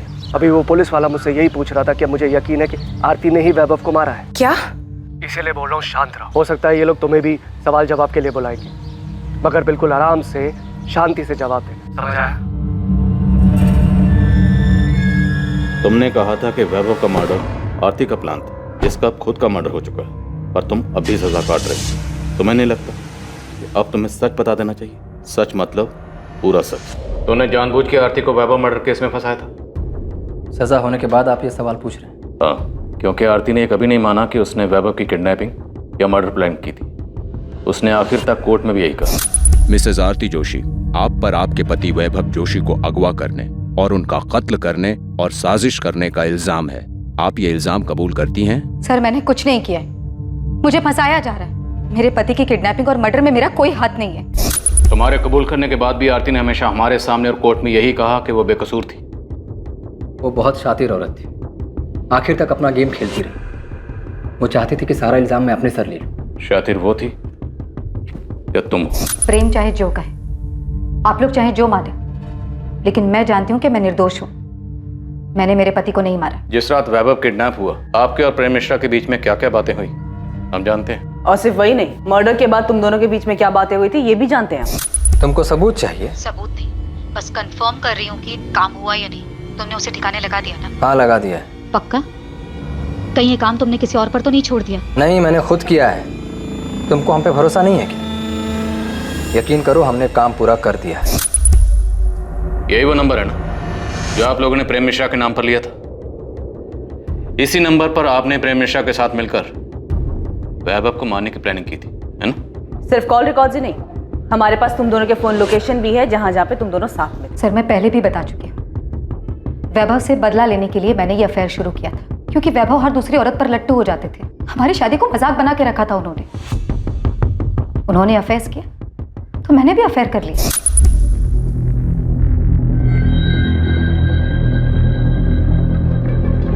मैं जब प्रेम के साथ थी तब भी मुझे अच्छी तरह पता था कि वैभव मेरा पीछा कर रहा है, मुझ पर नजर रख रहा है। मैं वैभव के चेहरे पर वही दर्द, वही तकलीफ देखना चाहती थी। तुम्हारी हिम्मत कैसे हुई? कैसे हुई तुम्हारी हिम्मत? जैसे तुम्हारी हिम्मत। तुम्हें अगर हर दूसरी औरत के साथ सोने से पहले ना मेरी मंजूरी की जरूरत नहीं है ना, तो मुझे भी किसी के भी साथ सोने के लिए तुम्हारी मंजूरी की कोई जरूरत नहीं है। उस प्रेम को तो छोड़ूंगा नहीं मैं। उसकी नौकरी तो गई, उसकी भी जान जाएगी, देखना तुम। मैं भी ललिता को मारना चाहती थी, अब गीता को मारना चाहती हूँ। औरती अपनी हद में रहो तुम। हद में तुम रहो अपनी। तुम्हें क्या लगा? हाँ, सिर्फ तुम मुझे तकलीफ पहुंचा सकते हो? मैं तुम्हें बर्बाद कर दूंगी, समझे तुम? मुझे पता ही नहीं चला कब वैभव से बदला लेते लेते मैं प्रेम को सचमुच पसंद करने लगी थी। वैभव के मना करने के बावजूद मैंने प्रेम के साथ रिलेशनशिप कंटिन्यू किया। तो आपको पता था कि वैभव और गीता का अफेयर था? सिर्फ गीता नहीं, बल्कि मुझे उनके सारे अफेयर्स के बारे में पता था। हमारा बच्चा ना होने की वजह मैं नहीं बल्कि वैभव थी। मैंने फिर भी उनकी इस कमी को इग्नोर किया। क्यों? क्योंकि मैं उनसे प्यार करती थी, एक खुशहाल जिंदगी चाहती थी। मैंने उन्हें नहीं मारा है, और ये सब कुछ जो कॉल रिकॉर्ड्स और मोबाइल लोकेशन आप लोग मुझे दिखा रहे हैं, ये सब कुछ प्रेम ने मुझे फंसाने के लिए किया है। हाँ, हमारी बात होती थी, लेकिन उस बातचीत में कोई प्लानिंग नहीं थी, बल्कि हम आपस की बातें करते थे। लेकिन मुझे ये नहीं पता था कि प्रेम के दिमाग में ये सब चल रहा है। वो एक दिन किसी के साथ मिलकर मुझे फंसाने की कोशिश कर रहा है और यहाँ लाकर खड़ा कर देगा जहाँ पर आपको उसकी सारी बातें सच्ची लगेंगी। ये अदालत आरती जोशी, प्रेम मिश्रा, प्रकाश वर्मा और कमलेश जायसवाल को वैभव जोशी को अगवा करने की साजिश और उसके कत्ल के लिए दोषी पाती है। ये अदालत आरती जोशी को उनके पति वैभव जोशी के कत्ल और किडनैपिंग के जुर्म में 10 साल की सजा सुनाती है। आरती बहुत चालाक औरत थी। भले ही उसने आपके सामने या कोर्ट में अपना जुर्म कबूल नहीं किया, पर आपकी बनाई हुई चार्जशीट के आधार पे ही तो कोर्ट में उसे सजा हुई थी। तो क्या हम गलत थे? हो क्या गया सर आपको? आप क्यों अचानक आरती के बुने जाल में फंस रहे हैं? आरती का मर्डर हो चुका है। अगर ये जाल आरती ने बुना था तो फिर आरती को किसने मारा? उसे उसके किए की सजा मिली है सर, और कुछ नहीं। वैसे आप क्यों उसे बेगुनाह साबित करने पे तुले? वो मुझे सारा इल्जाम अपने सर लेने के लिए कह रही थी। जब हमें यहाँ से निकाला गया अपने वकील से मिलने के लिए, तब आरती मुझसे मिली थी। प्रेम, मेरे पास टाइम बहुत कम है, प्लीज मेरी बात सुनो। कितनी कमीनी निकली तुम। मेरे वकील ने सब बताया मुझे कि तुम और तुम्हारे वकील सब मुझ पे थोपने वाले। देखो आरती, अगर मैं डूबा ना तो तुम्हें भी साथ लेके डूबूंगा। प्रेम, मेरी बात तो सुनो। मेरे पास एक आइडिया है। नहीं चाहिए तुम्हारा कोई आइडिया वाइडिया। देखो, हम जैसा चाहते थे ठीक वैसे ही हो रहा है। वैभव भी मर चुका है, बस हमें एक गेम खेलना है, उसके बाद हम दोनों बच जाएंगे। उस दिन कहाँ गया था तुम्हारा ये हम दोनों? जब पुलिस के सामने चिल्ला चिल्ला कर कह रही थी कि वैभव को मैंने किडनैप किया है, मैंने मारा है, तुम्हारा इसमें कोई हाथ नहीं है। जिंदगी बर्बाद करती तुमने मेरी। मैंने कोई जिंदगी बर्बाद नहीं की प्रेम। एक बार ठंडे दिमाग से सोच कर देखो, अगर हम दोनों जेल में रहेंगे तो किसी काम के नहीं रहेंगे। वाह, तो अब तुम ये चाहती हो कि मैं जेल जाऊं और तुम बाहर मजे करो? देखो मेरे पास बहुत पैसा है, अगर तुम कोर्ट में ये गवाही देते हो सबके सामने कि तुम्हें नौकरी से निकाल देने पर गुस्से में आकर तुमने ये सब कुछ किया है और इस जंजाल से मुझे अगर बाहर निकाल, ये जंजाल तुम्हारा फैलाया हुआ है। प्रेम, एक बार सोच कर देखो, हम अपनी जिंदगी नए सिरे से शुरू कर सकते हैं। इनकम की टेंशन नहीं है, वैभव की क्लास अब मेरी है। तुमने रिलेशनशिप के लिए इतना कुछ किया, अब मेरी छोटी सी बात भी नहीं मानोगे? नहीं, कभी नहीं। अगर मैं जेल गया तो तुम भी बाहर नहीं घूम सकती। और हाँ, एक मर्डर करने के लिए जो सजा मिलती है ना, दूसरे के लिए भी वही सजा मिलेगी। क्योंकि तुमने मेरे साथ जो किया है, उसके बाद अगर मैं तुम्हारा खून भी कर दूं तो मुझे कोई दुख नहीं होगा। मैं कभी सोच भी नहीं सकता था कि तुम इतनी कमीनी निकलोगे। आरती बहुत पहुंची हुई चीज थी। उसने अपने पति का मर्डर प्लान किया और मुझे भी उसका हिस्सा बना लिया, और मैं बेवकूफ उसके जाल में फंस भी गया। तुम्हारी बेल तो पहले भी ना होती, अब आरती के मर्डर के बाद तो और नहीं होगी, इसलिए कहानियां बनाना बंद कर। अब आपको मेरा सच भी कहानी लग रहा है? तो ठीक है, अब आपको मुझसे कुछ नहीं मिलने वाला।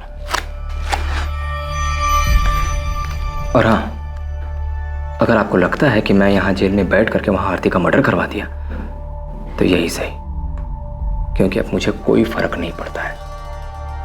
बल्कि मुझे तो इस बात की खुशी है कि वो कमीनी मर गई। अब इतना बताया तो ये भी बता दो कि तुमने वैभव जोशी को मारा और आरती को फंसाया। अगर ऐसा है भी तो क्या? आरती को वैभव मर्डर केस में सजा हो चुकी थी और अब तो आरती भी मर चुकी है। प्रेम मिश्रा, वैभव के मर्डर और आरती के मर्डर का मास्टरमाइंड आरती का भाई मोहन ठाकुर है। उसने तुमसे प्रॉमिस किया है कि वो तुम्हें पैसे देगा और जेल से बाहर निकालेगा। कमाल कर दिया सर आपने। ये सवाल आपको 2 साल पहले पूछना चाहिए था ना। उस वक्त ये एंगल हमारी नजर से छूट गया था। बोलो, क्या मोहन ने फंसाया था आरती को? ये बात सच है सर। मोहन सर नहीं चाहते थे कि आरती फिर से क्लासेस ज्वाइन करे। मोहन ने कोचिंग सेंटर पूरी तरह अपने कब्जे में ले लिया? पता नहीं सर, पर मैंने एक बार मोहन सर को बात करते हुए सुना था, तब मुझे भी उनकी बात सही लगी थी। तुम्हें समझ में नहीं आ रहा है कि हमारे इंस्टीट्यूट के लिए कितना बुरा है ये? भले तुम बेल पर बाहर हो, मगर दुनिया ये नहीं बोलेगी कि तुम्हें कन्विक्टेड मुजरिम हो। भैया, आपको भी यही लगता है? मुझे क्या लगता है क्या नहीं लगता उससे कोई फर्क नहीं पड़ता है। दुनिया को तो यही लगे ना, एक लड़की जिसने अपने पति को मार दिया वही ये क्लासेस चला रही है। आरती, ये एक इंस्टीट्यूट है, दिस इज बिजनेस। आप अच्छी तरह से जानते हैं कि मुझे फंसाया गया था। मेरी भी एक लाइफ है। हाँ, लाइफ है, मगर कानूनी तरीके से जेल के अंदर। बस भैया, ये क्लास मेरी है और वैभव के बाद उनके शेयर भी मेरे हैं, और आपका शेयर सिर्फ 25% है। सो प्लीज, मुझे ये बताने का आपके पास कोई हक नहीं है कि मैं क्या कर सकती हूं और क्या नहीं।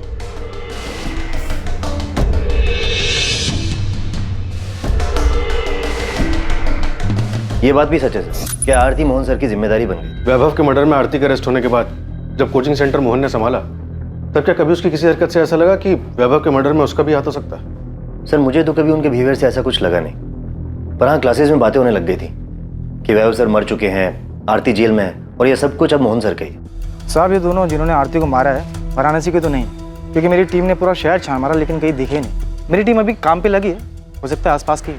साहब, मुझे ऐसा लगता है कि आपको आरती के भाई मोहन ठाकुर पे फोकस करना चाहिए। ना तो हमें वैभव जोशी के कॉल रिकॉर्ड से कुछ मिला और ना ही मोहन ठाकुर। आरती के कॉल रिकॉर्ड से भी ऐसा कुछ नहीं मिला जिससे हमें कोई लीड मिल सके। साहब, आरती के बिल के पीछे मोहन ठाकुर की साजिश है, इसका तो कोई प्रूफ नहीं है, लेकिन हाँ, उसके पड़ोसी से बात की तो पता चला कि मोहन और उसकी बीवी आरती के साथ में रहने से खुश नहीं थे। वो तो क्लासेस के लालच में उनको मजबूरी में अपने साथ में रख रहे थे। आपने जब आरती को अरेस्ट किया, वो टाइम हमारे लिए बहुत अच्छा नहीं था। हमारा एक बच्चा है जो अभी क्लास 7 में आया है। आप खुद ही बोली, हर जगह आरती की खबर छप रही थी, तो बच्चे पर क्या असर हुआ होगा। तो अगर आरती के अरेस्ट होने से आपको इतनी परेशानी हुई, तो जब आरती जमानत पर बाहर आई तब तो आपको और भी दिक्कत हुई होगी। आप जैसा समझे सर, लेकिन आरती जैसी जिद्दी लड़की मैंने आज तक नहीं देखी। घर पर रहने तक तो ठीक था, लेकिन वो क्लासेस में प्रॉब्लम क्रिएट करने लगी। उसे समझ ही नहीं आ रहा था कि उसके क्रिमिनल रिकॉर्ड की वजह से क्लासेस पे क्या असर पड़ेगा। एक काम करते, आपके 25% शेयर की आने वाले 5 साल की जो इनकम बनती है ना, वो मैं आपको पे कर देती हूँ, ठीक है? आरती, इतना आसान नहीं है ये। शेयर दोगी तुम? 2 साल जब तुम पर तुम्हारे पति के मर्डर का केस चल रहा था ना, और फिर तुम्हें सजा हुई, तो यही थे जिन्होंने क्लासेस संभाली थी। ये बात बार बार बोलकर आप मुझे क्या जताना चाहती हैं? आप दोनों ने मिलकर बहुत बड़ा महान काम किया है मुझ पर। वो क्लासेस मैं और मेरे पति मिलकर चला रहे थे। वही पति जिसका तूने खून कर दिया। एक नंबर का घटिया और एहसान फरामोश इंसान था वो। बुरा मत मानो, तुम भी ना कुछ कम नहीं हो। आरती, तुम्हें पता भी है तुम्हारे यहाँ रहने से हमें क्या क्या सुनना पड़ता है? उस वक्त भी लोगों ने हमें न जाने क्या क्या कहा था। वाह, आपको तो सब याद है, लेकिन ये याद नहीं होगा कि पति का मर्डर करने वाली उसी औरत की क्लासेस की कमाई पर आप ऐश कर रही हो। लेकिन हाँ, मेरे यहाँ रहने और क्लासेस ज्वाइन करने से आप लोगों की जिंदगी तबाह हो जाएगी। तुम्हें यहाँ पर रहने से कौन मना कर रहा है? तुम रहो ना यहाँ पर, तुम्हारा ही घर है। हम बस इतना चाहते हैं कि तुम क्लासेस से दूर रहो। हमने आरती को कितना समझा, लेकिन उसने हमारी एक नहीं सुनी। क्लासेस जाना छोड़ा नहीं उसने। और आपके पति मोहन ठाकुर? मेरे पति आरती के बड़े भाई, क्लासेस शुरू करने में उन्होंने ही उसकी हेल्प की थी, जिसके बदले मोहन को कोचिंग के प्रॉफिट में शेयर मिलता है। हाँ, तो ये उनका हक बनता है, लेकिन मेरे पति लालची इंसान नहीं है कि क्लासेस के लिए अपने जीजा और बहन का मर्डर करवा देंगे। सुषमा जी, हम यहाँ सिर्फ आरती के मर्डर की बात कर रहे हैं। आपके पति ने वैभव जोशी का मर्डर किया या नहीं किया, ये तो हमने पूछा ही नहीं। तो आप खुद कह रही। हाँ, वो तो मैंने यूं ही बोल दिया। हो सकता है ये लोग तुम्हें भी सवाल जवाब के लिए बुलाएंगे, मगर बिल्कुल आराम से शांति से जवाब दें। बोल दिया क्योंकि आप उन पर इल्जाम लगाए जा रहे हैं। इल्जाम तो हमने लगाए नहीं सुषमा। क्या वैभव जोशी का मर्डर आपके पति मोहन ठाकुर ने करवाया, और अब आरती का मर्डर भी उन्होंने करवाया? नहीं सर, ऐसा कुछ भी नहीं है।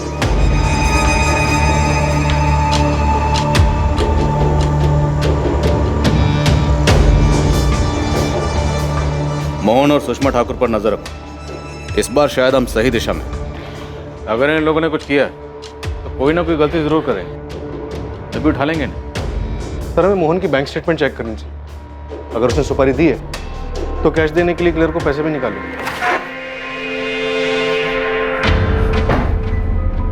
कैसा रहा? सब ठीक था ना?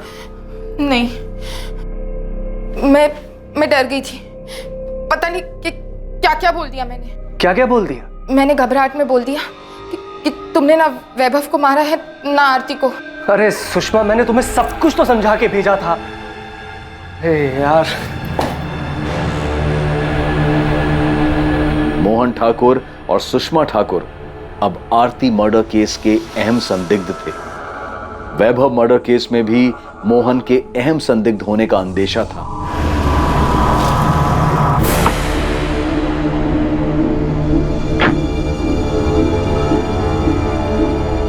प्रेम मिश्रा से भी लगातार अलग अलग तरीके से पूछताछ की गई, इस उम्मीद में कि शायद प्रेम से कोई लीड मिल पाए जिससे वैभव और आरती मर्डर केस में मोहन की भागीदारी का पता चल सके।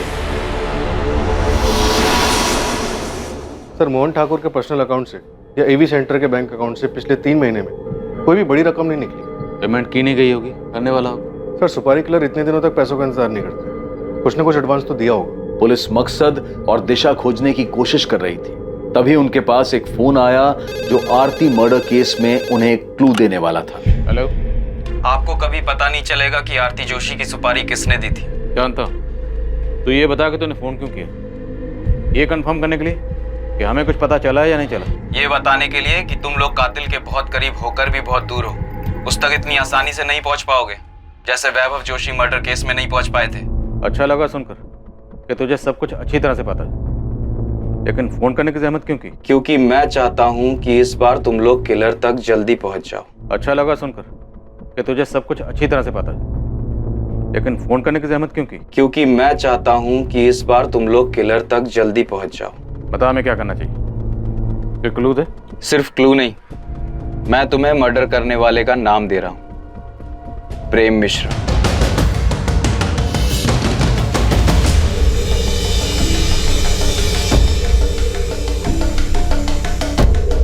बिना पिछले 2 महीने में तो किसी भी अपराधी की बेल नहीं हुई है। क्या फिर भी आप अपने रिकॉर्ड में चेक करके बता सकते हैं कि प्रेम मिश्रा अब किसके साथ सेल शेयर कर रहा था और उनमें से कौन कौन बाहर है और किस किस से उसकी बातचीत थी? तो शायद हमें थोड़ी हेल्प हो जाएगी। पर मुझे लगता नहीं है कि प्रेम मिश्रा ने कुछ किया होगा। तुम्हें तो पता ही है कि ये स्ट्रीट शीटर्स बिना अपने फायदे के कोई भी काम नहीं करते। और भला यहाँ जेल में बैठकर प्रेम मिश्रा क्या दे सकता है उन्हें? सर, फोन इलाहाबाद के पीसीओ से किया गया था, लेकिन पीसीओ वाले को याद नहीं है कि फोन किसने किया था। इस तरह अचानक से फोन आना, प्रेम मिश्रा का नाम लेना, वैभव जोशी मर्डर केस की याद दिला रहा है। याद है वो नौकरी के नाम पर झांसा देने वाले रैकेट की इन्फॉर्मेशन के लिए फोन आया था, जो योगेश पाल ने हमें गुमराह करने के लिए किया था। सर, एक कॉल भी वैसे ही लग रहा है जैसे वैभव जोशी मर्डर के टाइम पर आरती से गुमराह करने के लिए हमें किया गया था, लेकिन इस बार शायद मोहन ठाकुर से डाइवर्ट करने के लिए किया गया। नहीं सर, मोहन ठाकुर नहीं लग रहा। सर, वैभव जोशी के टाइम पर आरती हमारी प्राइम सस्पेक्ट नहीं थी और उस वक्त हमें गुमराह करने का मकसद था कि हमारा ध्यान अपने प्राइम सस्पेक्ट से आरती की तरफ न जाए। और शायद इस बार भी कातिल हमारी प्राइम सस्पेक्ट लिस्ट में नहीं है। लेकिन वो कौन है जो अभी तक हमारी सस्पेक्ट लिस्ट में नहीं है? गीता? कहीं वो गीता तो नहीं जिससे कॉलर हमारा ध्यान हटाना चाहता है?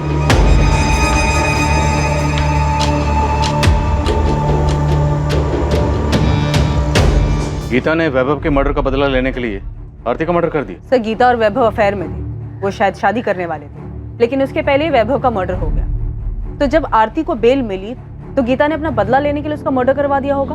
आरती को बेल किस ग्राउंड पर मिली थी? हेल्थ ग्राउंड पर सर। उसे अर्थराइटिस था। दिसंबर 2018 में आरती को जेल हुई थी। उसके भाई मोहन ने जनवरी 2019 से बेल के लिए ट्राई करना शुरू किया। आरती को फाइनली बेल मार्च 2019 में मिली।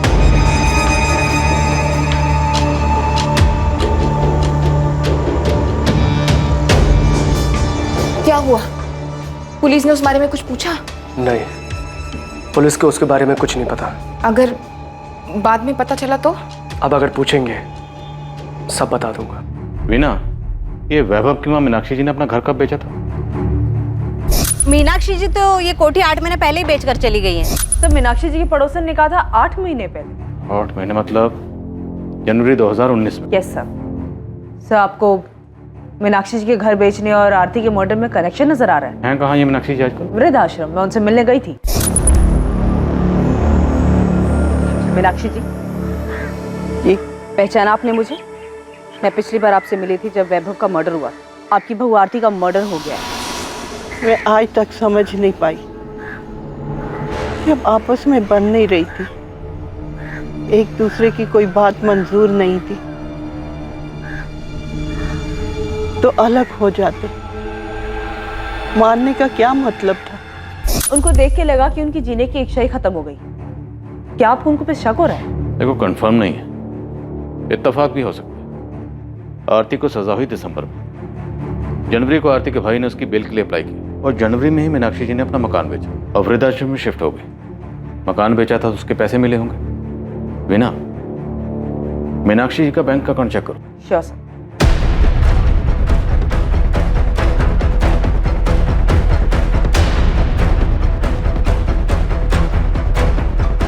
उस्मान, मीनाक्षी जोशी के कॉल रिकॉर्ड्स नहीं है क्योंकि वो फोन यूज ही नहीं करती। सर, बिना फोन के कोई कॉन्टैक्ट प्लेयर को सुपारी कैसे देगा? हम मीनाक्षी जोशी के दामाद किशोर और बेटी पार्वती के कॉल रिकॉर्ड्स देख रहे हैं। उनके दामाद का कहना है कि वो और वैभव पहले दोस्त थे, बाद में रिश्तेदार बने। हम दोनों एक दूसरे के बहुत करीब थे। मैं तो वैभव को तब से जानता था जब हमारा रिश्ता बना भी नहीं था। लेकिन ये पार्वती और किशोर तो मीनाक्षी को देखने तक नहीं जाते। तुम दोनों पे नजर रख, कभी कभी तीर अंधेरे में भी निशाने पर लग जाता। मैं मूर्तिगंज पुलिस स्टेशन से assistant sub inspector Veena Shukla बोल रही हूँ। मुझे एक अकाउंट की डिटेल्स जल्द से जल्द चाहिए। मैं रिक्वेस्ट मेल कर दे रही हूँ, थोड़ा जल्दी कीजिएगा प्लीज।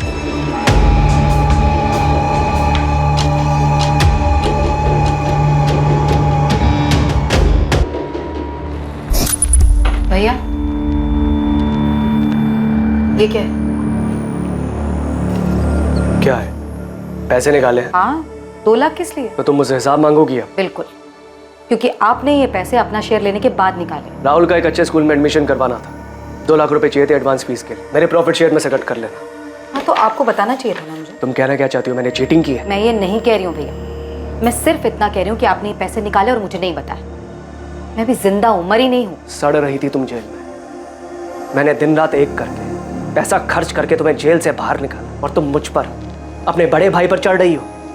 तुम ये बात घर पर आकर भी कर सकती थी ना, वहाँ क्लासरूम में करने की क्या जरूरत थी? और अगर तुम भूल गई हो तो मैं याद दिला दूं कि तुम्हारे भैया ने भी क्लास में पैसे लगाए। भाभी वैसे भी ना भैया का बिजनेस ठप पड़ा हुआ, तो ये सारे खर्चे जो चल रहे हैं ना वो क्लासेस के पैसों से ही चल रहे हैं, तो ज्यादा एहसान जताने की जरूरत नहीं है मुझ पर। हाँ भैया, वैसे एक बात और, दोबारा आप कोई भी ट्रांजैक्शन करेंगे तो मुझसे पूछ कर ही कीजिएगा, फिर चाहे मैं जेल में ही क्यों ना। आप बिजनेस में शेयर होल्डर, मालिक नहीं।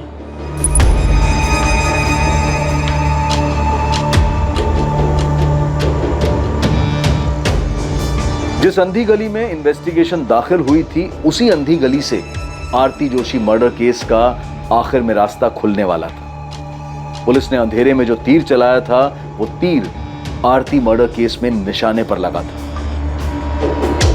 लेकिन इस सफलता से पहले एक उससे भी बड़ी सफलता इस केस में सामने आने वाली थी। आसमान बोल, पार्वती और किशोर का कुछ पता चला? सर वहाँ कुछ मिले या ना मिले, यहाँ दो पंटर मिले, ये वसीम बेग और बिलाल कुरैशी। कौन है ये दोनों? मैडम ने आप लोग को बुलाया है।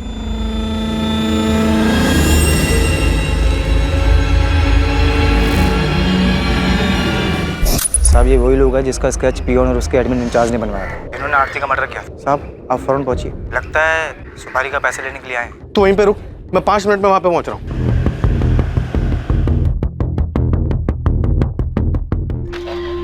सर, आपका शक सही था, काफी घुमाकर प्लानिंग की गई। मीनाक्षी जोशी के अकाउंट से पैसे दिए गए? नहीं सर, लेकिन घर बेचने के बाद की कहानी कुछ और है जो हमसे छुपाई गई। हमसे चूक हो गई सर, हमने सिर्फ मोहन का अकाउंट चेक किया, लेकिन घर बेचने के बाद मीनाक्षी जी को 55 लाख रुपए मिले, जिसमें से 40 लाख रुपए उन्होंने पार्वती के अकाउंट में ट्रांसफर किए। ये किशोर और पार्वती तो कुछ और ही कहानी सुना के गए थे। उन्होंने तो कहा था कि मीनाक्षी जी ने घर बेचने के बाद उन्हें कुछ नहीं दिया। हमसे झूठ बोल रहे थे वो दोनों। घर बेच दिया, सारा पैसा अपने पास रख लिया, मुझे एक फूटी कौड़ी तक नहीं दी। पार्वती और किशोर कुछ ज्यादा ही ओवर एक्टिंग कर गए। सर, उनको तबीयत से तोड़ते सारी एक्टिंग निकल जाएगी। Sir 102 number.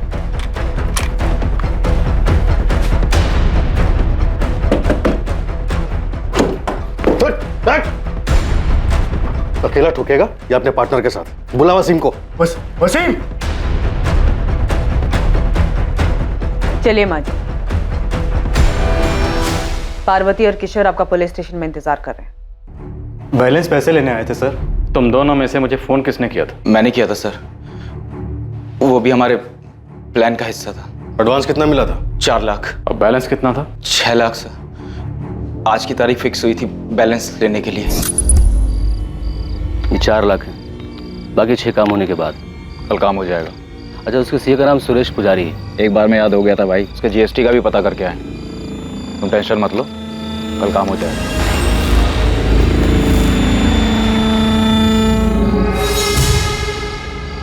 कल हो जाएगा माँ।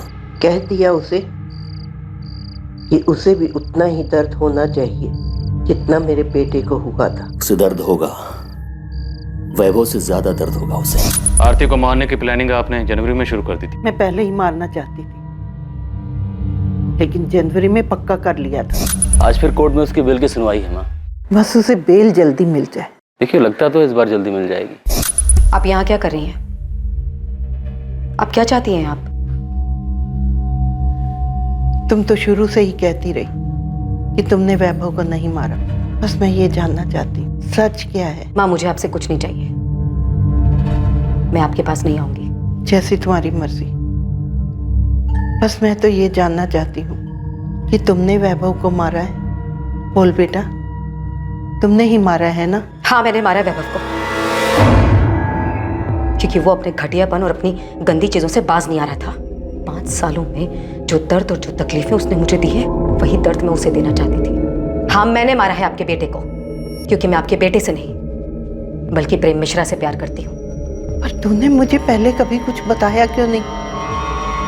मैं अपने बेटे से बात करती, वो तेरे रास्ते से हट जाता और तू अपनी जिंदगी जी लेती। मैं उसे छोड़ना नहीं चाहती थी, मारना चाहती थी। मैं ये घर बेच दूंगी और वृद्धाश्रम चली जाऊंगी, और वहां पे तुम दोनों में से कोई भी मुझे मिलने नहीं आएगा, और इस तरह किसी को मुझ पे भी शक नहीं होगा और तुम लोगों पे भी नहीं होगा। उन पैसों से मैं आरती को मरवाऊंगी। मार दिया मैंने उसे, मार दिया। उसे वही दर्द दिया जो उसने मेरे बेटे को दिया था। मैं कबूल करती, ये सब मैंने अकेले किया है।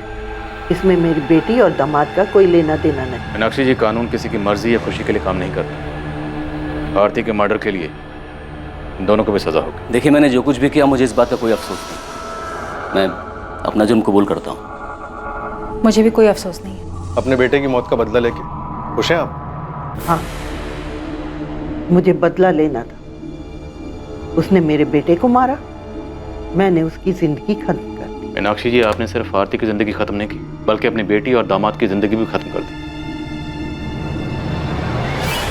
मोहन और सुषमा को डर था कि बेटे के एडमिशन के लिए निकाले गए 2 लाख रुपए कहीं उन्हें बेवजह आरती मर्डर केस में ना फंसा दे। प्रेम मिश्रा और उसके दोनों साथी वैभव मर्डर केस में जेल में सजा काट रहे हैं। किशोर राजपूत, बिलाल कुरैशी, वसीम बेग, पार्वती राजपूत और मीनाक्षी जोशी को आरती मर्डर केस में बुक किया गया है। कोई ये कैसे सोच सकता है कि किसी की जिंदगी खत्म कर देने से रिश्तों में आई इन दूरियों का समाधान हो सकता है? ऐसे घिनौने विचार सिर्फ एक रिश्ते से छुटकारा पाने के लिए दिमाग में पनप भी कैसे सकते हैं? और ऐसे विचारों को कोई कैसे स्वीकार कर सकता है? आखिरकार वैभव की हत्या से आरती को क्या हासिल हुआ, और बदले की भावना से आरती की हत्या करके मीनाक्षी जोशी, उसकी बेटी और दामाद को क्या मिल गया?